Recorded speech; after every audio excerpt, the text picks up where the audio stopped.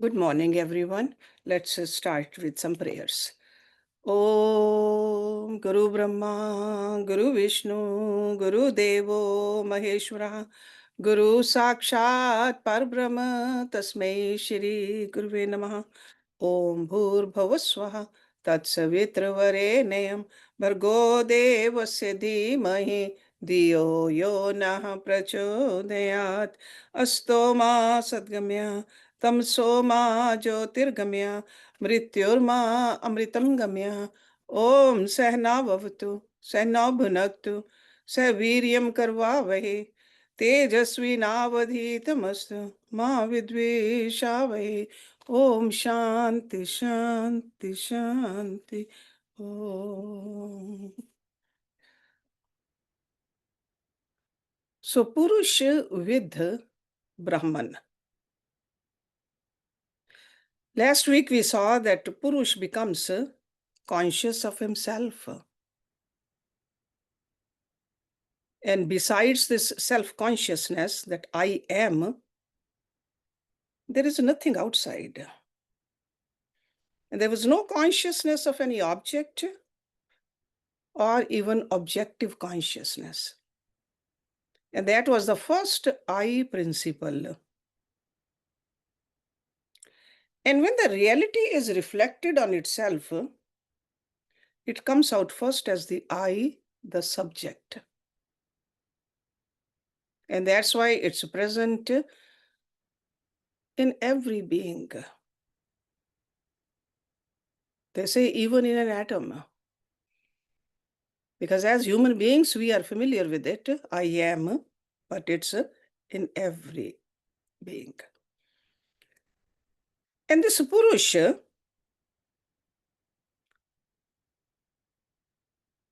is non-dual.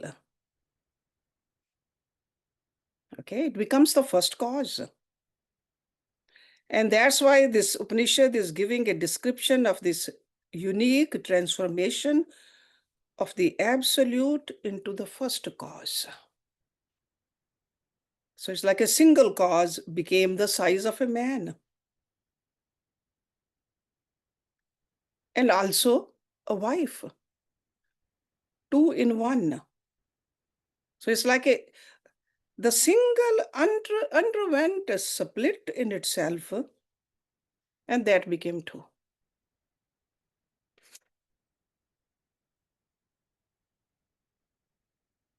And in spite of this two, the one remained as the one.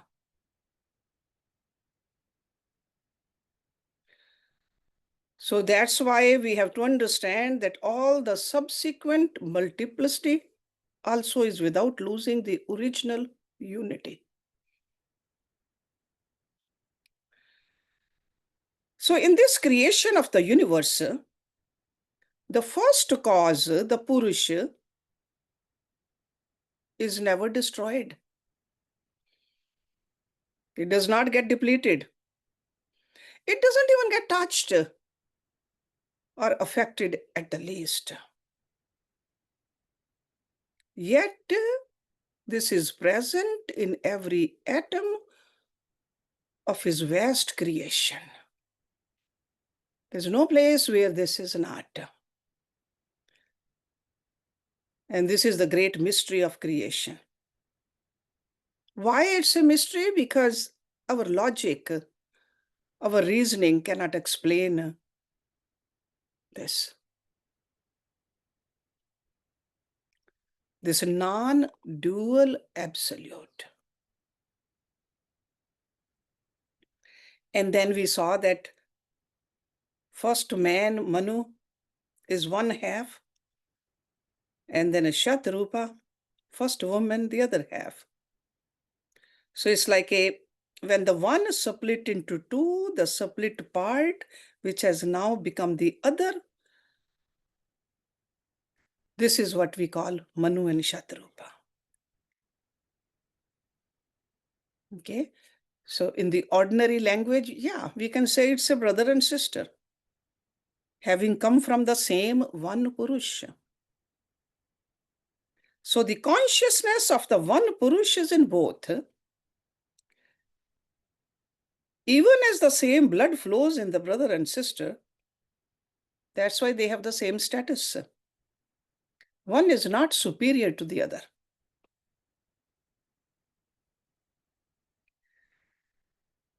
After creating the world of pairs,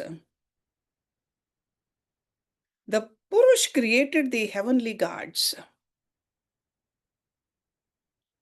such as Agni from his mouth, Indra and others from his arms, Vasus also from his thighs, and the Pushan from his feet. So every deity has been projected by the cosmic being. That's why they are non-different from him. So when we worship the deities, in essence, we are worshipping the absolute. We may consider them as the several limbs of the Supreme Being. And this Supreme Self, which is dearer than anything, is alone to be meditated upon and realized. So when we worship Agni, it is the absolute we are worshipping in the form of Agni. We got to remember that.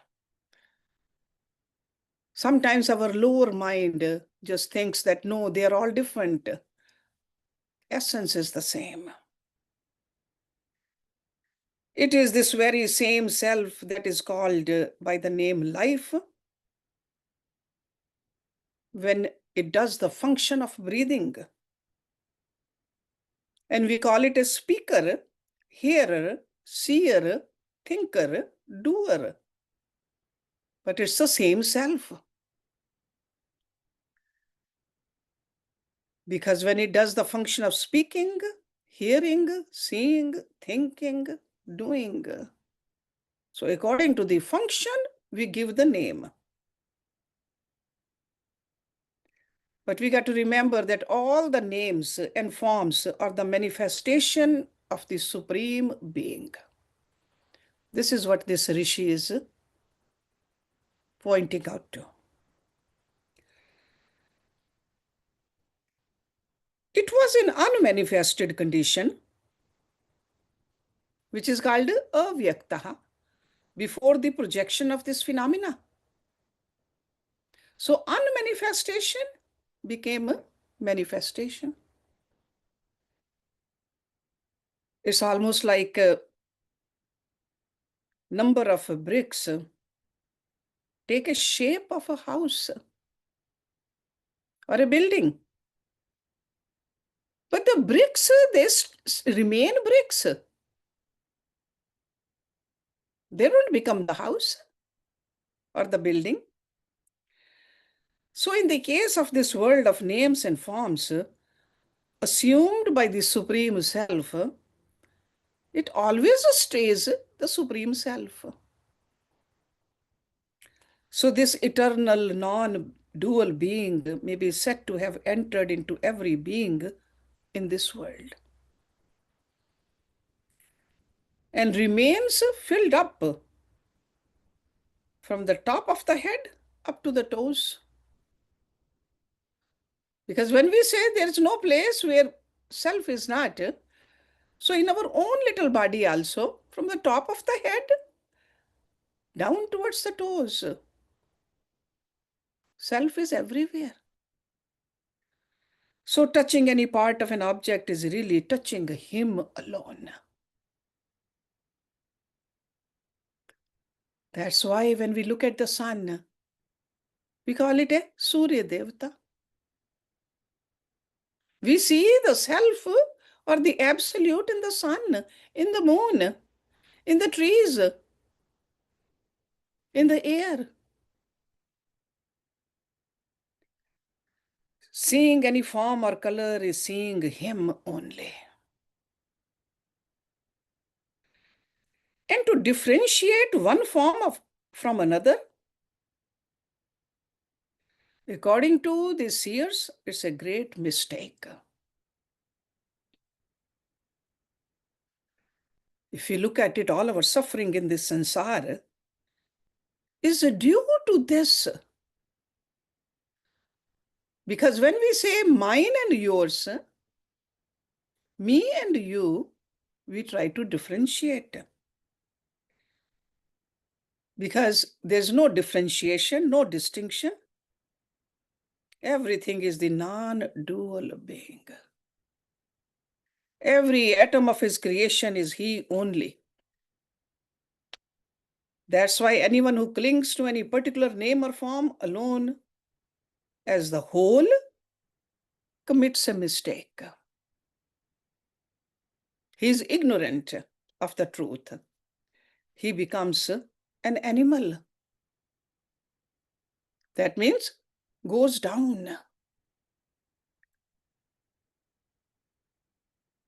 The Upanishad clarifies that great truth about the reality that it is the self of all beings which will never admit objectification.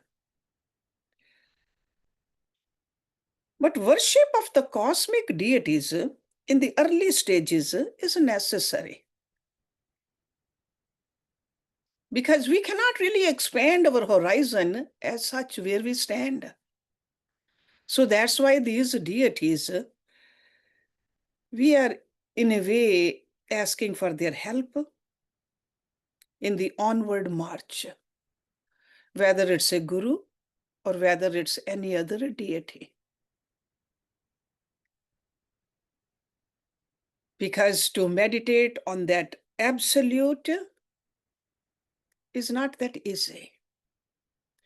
Even though absolute is everywhere, and this is exactly what Lord Krishna said in Bhagavad Gita, in the beginning of chapter 12, when Arjuna asked about it. So it is difficult.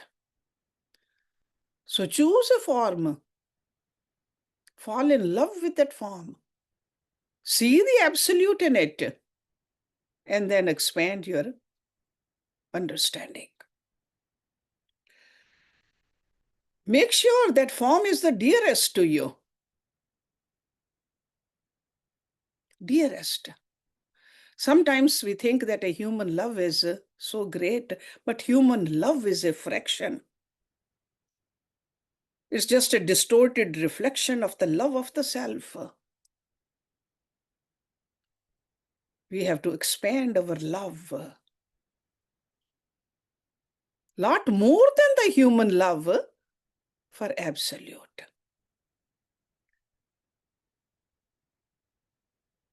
So in this Upanishad, we'll see that this Rishi is warning us. Because through ignorance, we just don't understand this love, which is called Ananya Bhakti. Only him, nothing else, no one else. That's how we need to meditate on the self alone as a deer and not any object other to it. So let's look at some of the verses also. So I told you that verse number 4 of the section number 4, we are starting today. And on your book, it is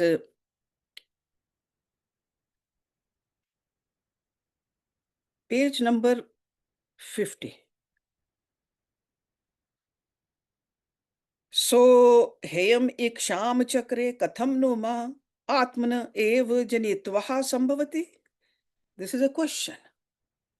Hantah tiro asanitihi sagoravat rishabhitraha tam sam eva bhavat tataha gavo ajayantaha vadvetraha bhavat ashv vrishaha itraha गर्धभ इतरः गर्धभ इतरः ताम सम एवा भवत तत् एकस्य फमजायत अजेतरा भवत वस्तु इतरः अविरितरः मेषः इत्रः ताम सम एवा भवत ततो अजाव्यतोः अजायन्तः एवं एव यद इदं किंच मिथुनम आह पिपीलाकाभ्या तत् सर्वम सृजत.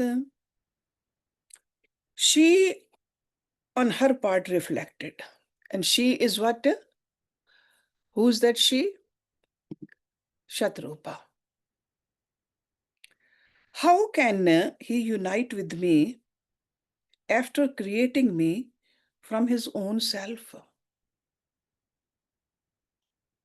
Well, let me disappear. She became a cow. The other became a bull. Who became a bull? Manu did. And did unite with her. From that, cows were born. The one became a mare, the other a stallion. The one a she-ass, the other a he-ass. And he did unite with her. From that, one hoofed animals were born. The one became a she-goat, the other a he-goat, the one a ewe, the other a ram, and he did unite with her. From that, goats and sheep were born. In this very way, he created whatever exists as couples down to ants. So all these animals were produced.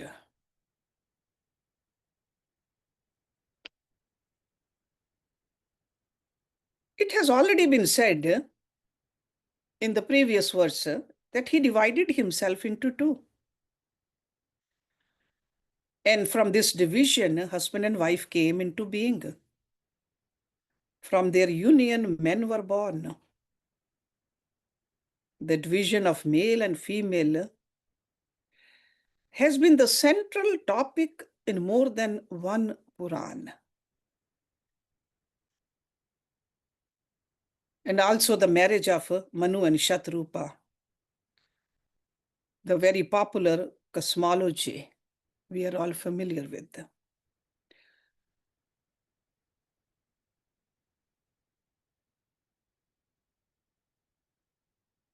Sure, the marriage with one's own daughter is forbidden in the scriptures. So that's why in this verse,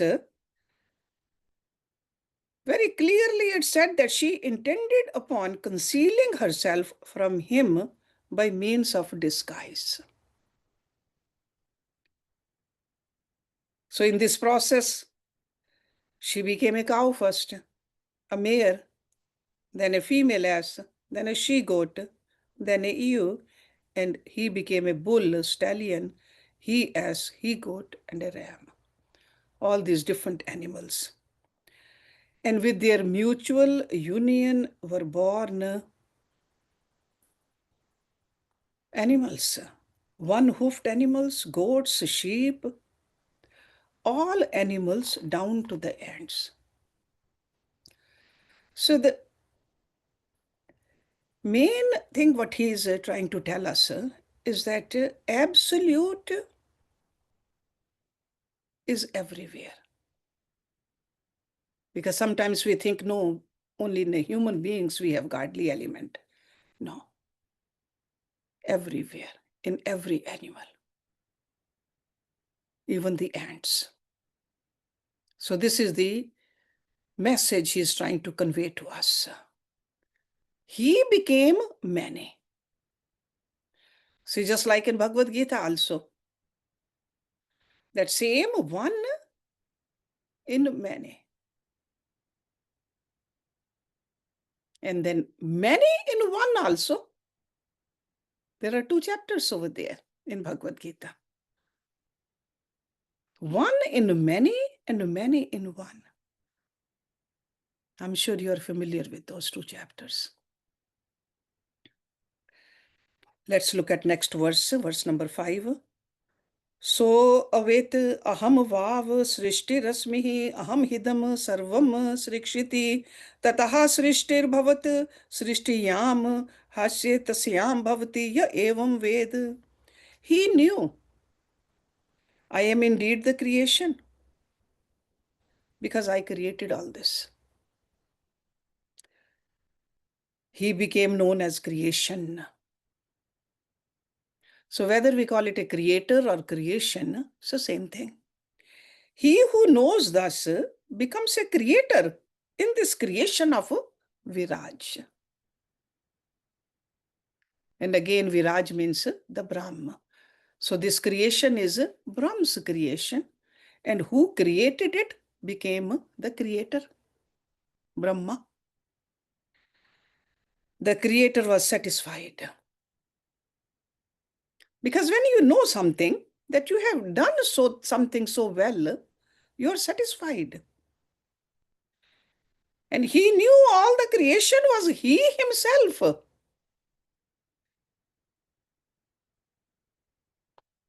See, this reasoning faculty which we have in us, it comes after creation.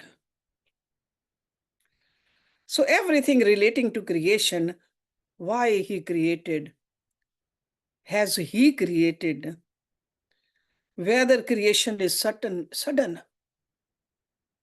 or gradual, all these reasonings come afterwards. When we meditate upon it, a meditator feels that everything is oneself, even as the Creator did in the beginning. This process of creation is complicated. That's why the scriptures give some side light.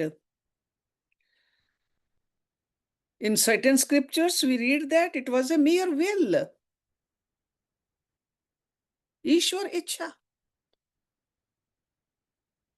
Something, it is a gradual process from cause to effect. And there are others who reconcile both these views and say that the creation depends on potencies of the previous cycles, kalapa. It's like a cycle. In a cycle, you don't know where it starts. Because cycle is going on constantly. So there was not a creation at any given moment. It's going on. So there are so many different views about this. But we know that from these Upanishads that absolute Brahma Viraj is everywhere, no place where he is not.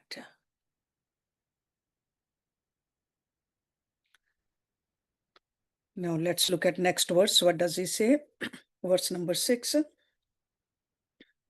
अथ एते अभे मंथत समुखाश्च यो नेह ताभ्याम च अग्निम सृजत तस्मात् एतत् भय लोमक अंतरतः अलोमकः हि योनिर अंतरतः यद्यदि मा आहु अमुम जमामुम यजेति हि एकम एकम देव एतस्य एव सा वृष्टिः एषु हि एव सर्वे देवा अथ यत् किंचित् माद्रम तत् एतसो असृजत तदु सोमः एतावधा इदं सर्वम् अन्नम च एव अन्नादश्च सोम एवा अन्नम अग्निर अन्नादः स एषः ब्रह्मणो सृष्टिः यत् श्रेयसो देवान् सृजत अथ यन्मृत्यः सन अमृतान् सृजत तस्मात् अतिसृष्टियाम हास्य तस्याम भवति य एवं वेद. So this is verse number 6. Then he churned his mouth. He created fire. from its source. So where did the fire come from? From the source. The mouth and hands. Therefore, both of them are hairless within. When people say sacrifice to this God, sacrifice to that God, considering them as separate gods, they are mistaken.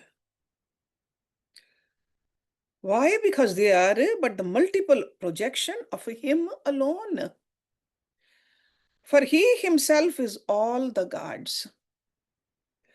Now, whatever is liquid in this world, He created from His seed. That is the moon. This universe is verily this much food and the eater of food only. The moon indeed is food, and the fire the eater of food. This is a surpassing creation of Brahma Viraj, because he created the gods who are even better than he. In as much as being himself mortal, he created the immortals. Therefore, this is a surpassing creation. He who knows thus becomes a creator in this creation of Viraj. So, verse number 6. So, after creating the animals, of course, the men also, the animals, he churned. So, churning is like the way we churn yogurt. When we churn yogurt, what do we get? Butter. And from the butter, what do we make a ghee out of it. So what did he do? He produced Agni after churning. Agni is the fire principle from the mouth and the palms,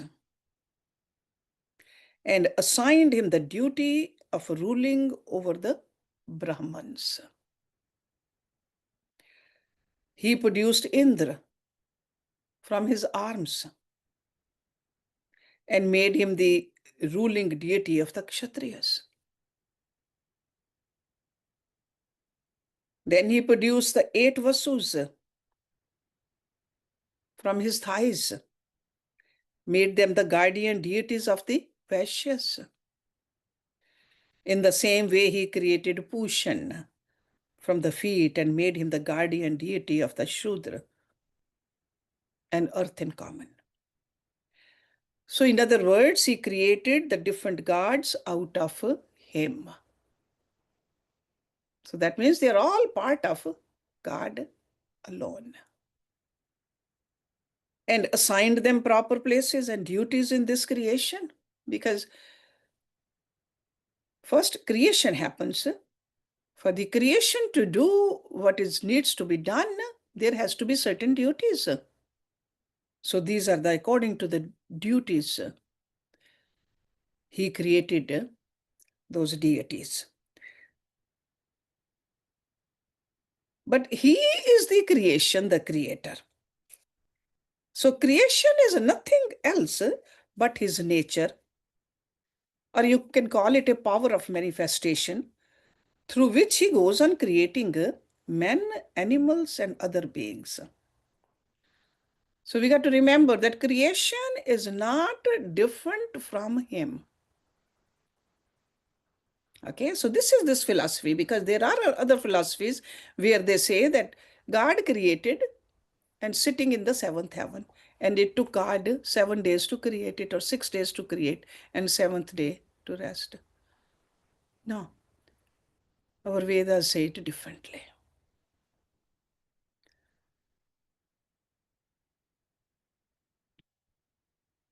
However, some priests who do the mechanical rituals or the rites,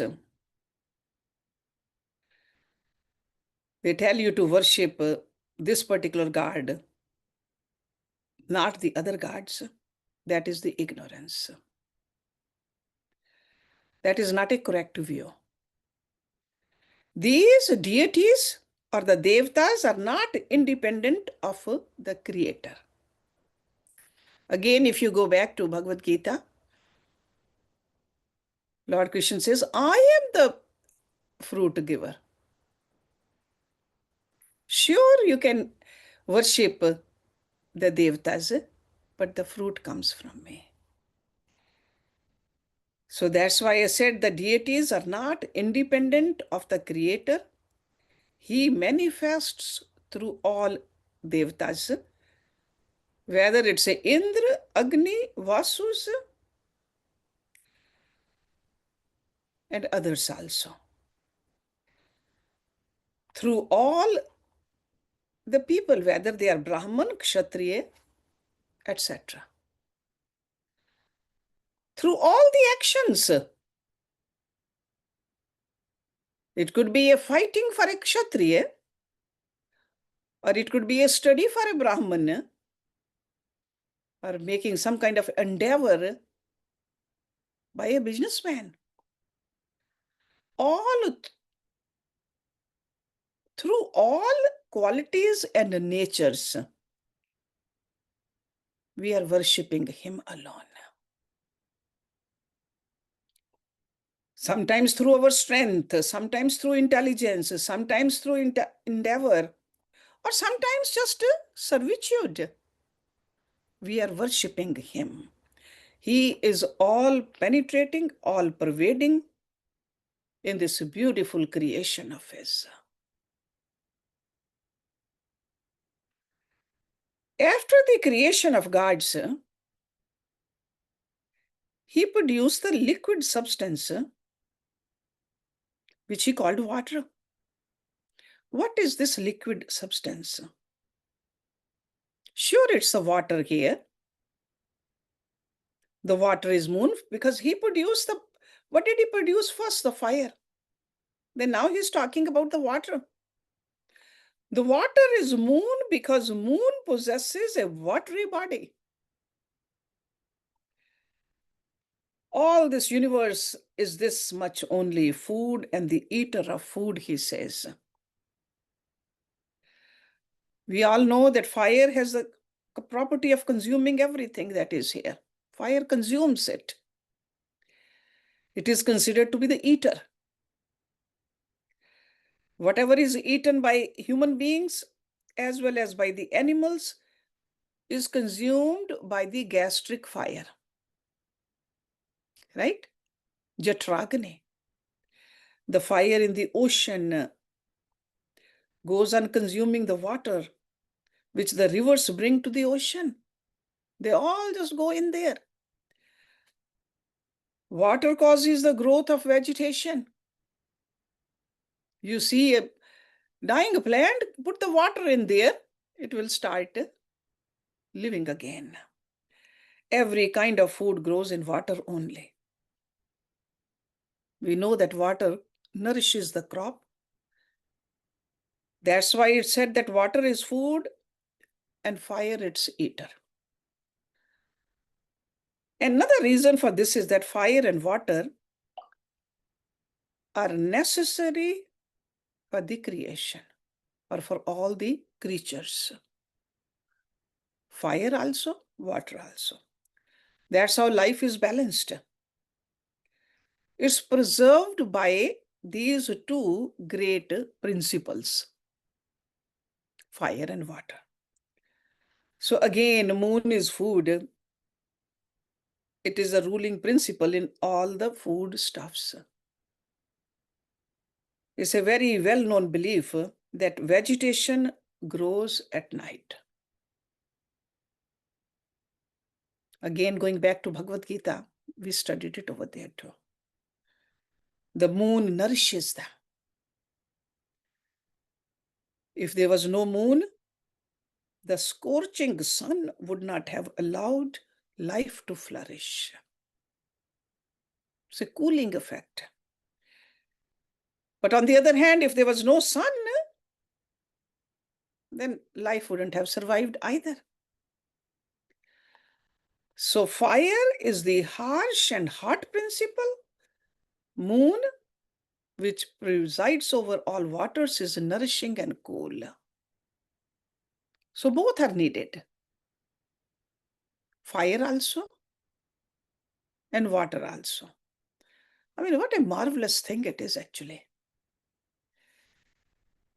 That's why this Rishi in this mantra, with all the praise and wonder, he really is speaking out his heart. He says, this is the super creation of the Creator. So creation in general constitute of men, animals, food, etc. And super creation is a system which excels it.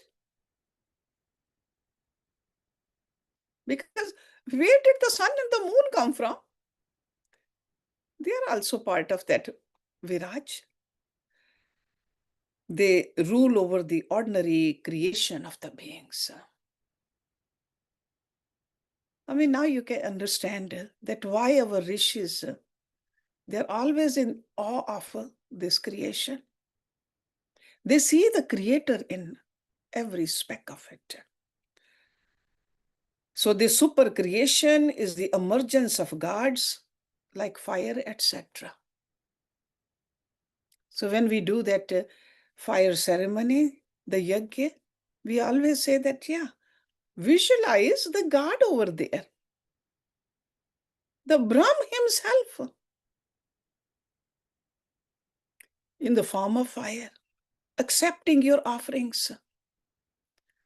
So the attitude which you have when you offer got to be full of respect and reverence and devotion. We are not doing a favor to the Agni. Agni is doing a favor to us. We are not doing a favor to God or a Guru. They are doing a favor to us. So that super creation is the emergence of gods. God is the one who rules over the actions and destinies of all types of beings. God is the one who maintains the law and order in a very perfect way. That's why he's called a Nyayadhish. So perfect law and order. They say that he is superior. He created everything. Not only created, he manages it also according to his will. So that's why it's called a super creation. But at the same time, he says this creator himself is mortal.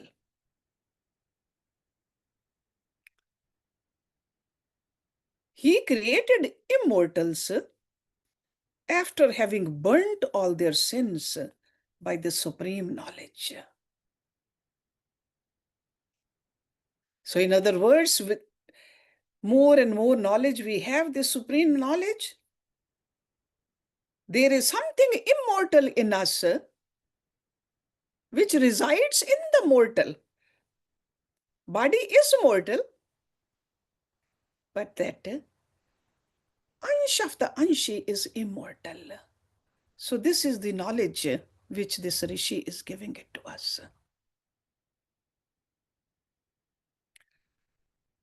Then in the next verse, verse number 7, I think let's just wait until next week. That's again a very long verse. So let's do the Shanti part.